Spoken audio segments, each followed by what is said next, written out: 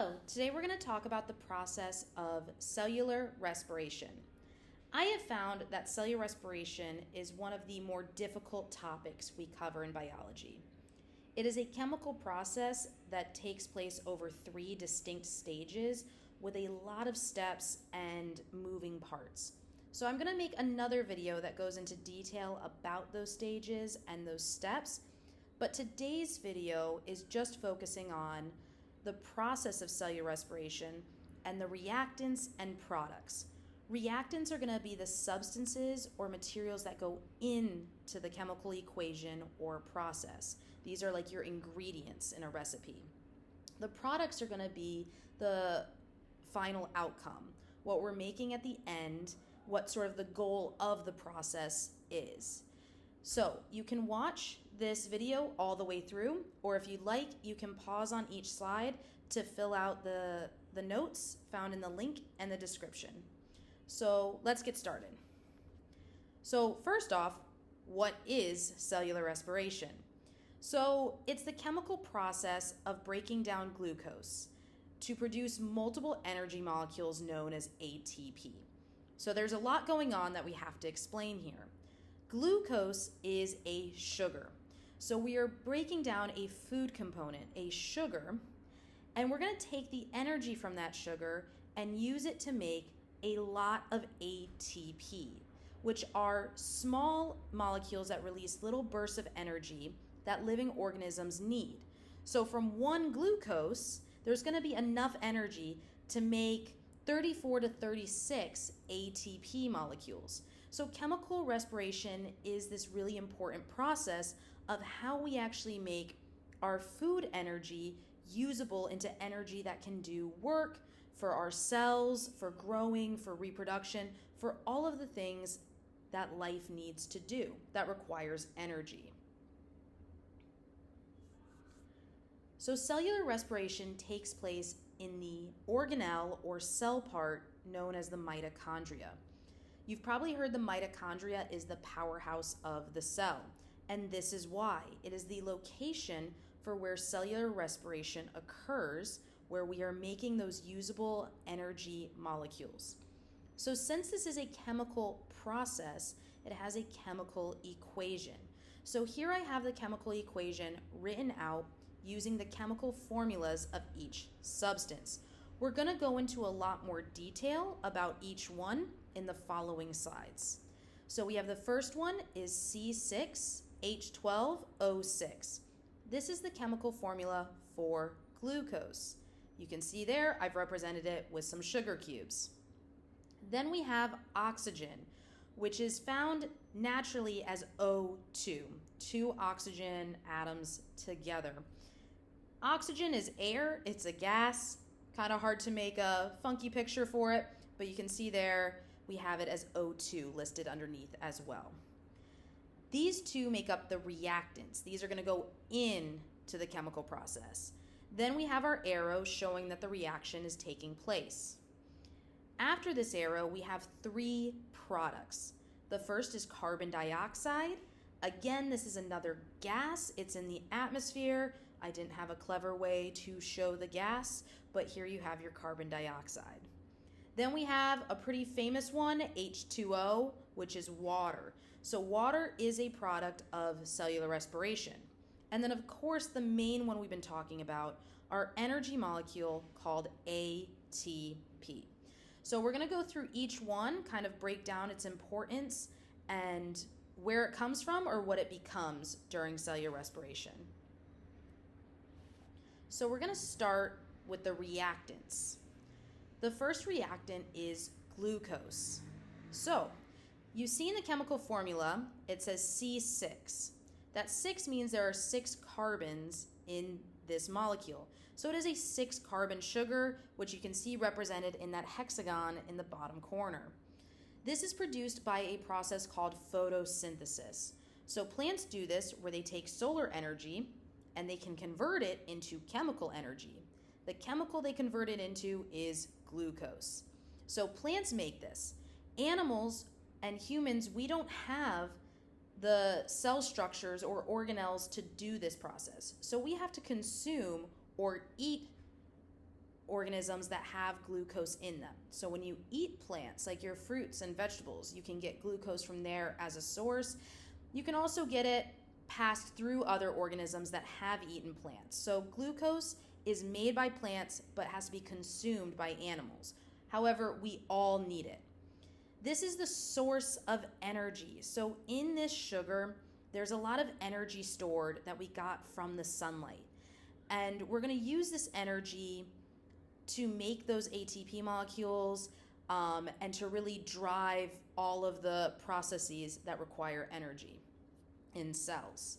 Now, as we're breaking those carbons down and we're breaking glucose to release and then capture that energy into ATP, we're actually going to release the carbons as carbon dioxide. So the carbon dioxide is coming from this glucose being broken down. The next reactant is oxygen. So this is a pretty important gas molecule. We need this, especially for aerobic respiration. Aerobic means with oxygen.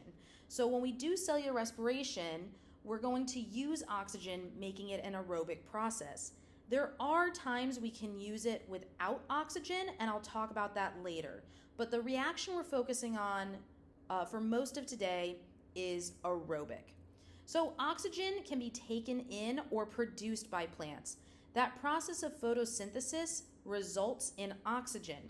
However, at night, when there's no sunlight and they are no longer converting sun to sugars, they can also take in oxygen through these openings on their leaves. Animals cannot make their own oxygen, so we are taking it in by inhaling, and we breathe in and take in oxygen in this manner. Now, oxygen acts as what we call the final electron acceptor. So when I do another video that goes into more detail, it'll explain what that means. But the basic idea is the energy that is moving throughout this reaction is actually going to be carried and part of a substance called an electron. And so as the electron moves through this equation, it's going to need to end up somewhere. We can't just get rid of it. And oxygen's going to collect that electron at the very end of the reaction. When it collects that electron, it'll also combine with some hydrogens, and that's what's going to make that water that we saw in the equation. So oxygen is really important to helping us end the cycle with water and making sure we get as much ATP as possible. With aerobic respiration, we can produce a lot of ATP because that electron can travel through the whole process and be received by oxygen. So those are our two reactants. We need oxygen and we need glucose. Now we're going to talk about the products, what cellular respiration produces. So the first product is carbon dioxide. As I said earlier, this is a gas molecule, and it comes from that breakdown of glucose, those carbons inside of glucose. This is released into the atmosphere by animals. Humans breathe this out. A lot of animals are going to exhale, and that carbon dioxide is what leaves our system and goes back into the atmosphere. Plants need this carbon dioxide, and those openings on their leaves during the day are taking carbon dioxide in because they are using that carbon dioxide for photosynthesis. You'll see here that cellular respiration and photosynthesis go together. That's why it's mentioned a lot. So these two share the reactants and products, and they form a cycle. So that's why I keep bringing up photosynthesis, because it does connect back to that. In cellular respiration, however, carbon dioxide is a product that is basically a waste product for animals because we're going to breathe it out and put it back into the atmosphere, but then it's going to be very important for the plants to use later. The next product is water. As I said earlier, this comes from oxygen accepting those energized electrons after they've gone through the whole process of cellular respiration. So that oxygen will collect those electrons, it'll combine with a couple hydrogens, giving us H2O and giving us a little bit of water as an end result.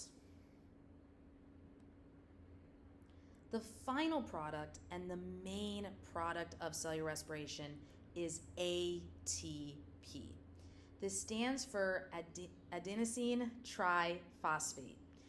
And this molecule is going to be necessary for all of our energy needs. So if you look in the bottom middle, you'll actually see the structure of ATP. Those 3 pink circles are what we call phosphates. So these phosphate groups, we have 3 of them. That's where the tri comes from, triphosphate. The energy, all of that energy that we're getting from glucose is going to be stored in the second and third bond of the phosphates in multiple ATPs. So all of the energy from glucose doesn't go into one ATP. It gets divided among a lot. And each ATP is going to store their portion of energy between the second and third phosphate group. So those last 2 pink circles facing the ATP symbol. So this is going to be the form of energy that cells can use to do work. When we use this ATP and that energy is released and we blink or we eat or our heart beats or we grow, we release that energy as a form of heat, and then the cycle will continue where we take in glucose and it'll be broken down into more ATP for us to continue using. Now, I mentioned earlier that aerobic respiration requires oxygen. So anaerobic respiration is what we call cellular respiration without oxygen. So this is a possibility. However, it is not as efficient and it makes a lot less ATP. It also, because we don't have oxygen to act as that final acceptor, we're going to get different substances that aren't water. The first one is lactic acid. So this is what humans are actually going to produce in their muscles when you're not taking in enough oxygen. This is what causes muscle soreness after a workout.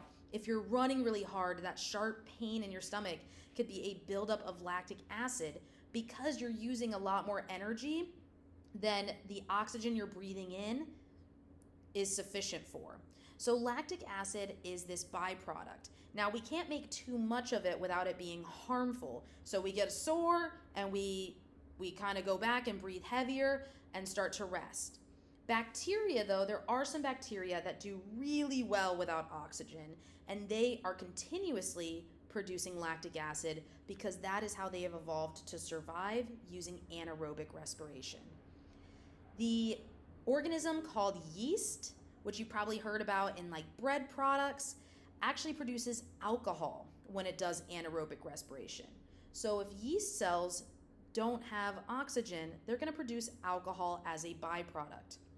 This is what we use to make wines and beers, because if you, for example, put yeast with a bunch of grapes and take out the oxygen, it's going to do what we call fermentation, which is another word for anaerobic respiration. It's going to use the glucose in those fruits to make energy, and as it's making energy, it's going to be making alcohol that'll then mix over time with the fruit. So today's overview is cellular respiration is necessary for living organisms. All life require energy. We use our reactants of glucose and oxygen to produce ATP. During this process, there's going to be some carbon dioxide released, and we're going to produce a little bit of water. If an organism is using anaerobic respiration, they will still make that final product of ATP, but they're going to have some different waste products that could or could not be toxic depending on the organism. So I hope this helps you get a good introduction and a better understanding of what cellular respiration is. And if you would like to know more, I will go ahead and make sure there's another video explaining all of the complex steps within cellular respiration. So thank you and have a great day.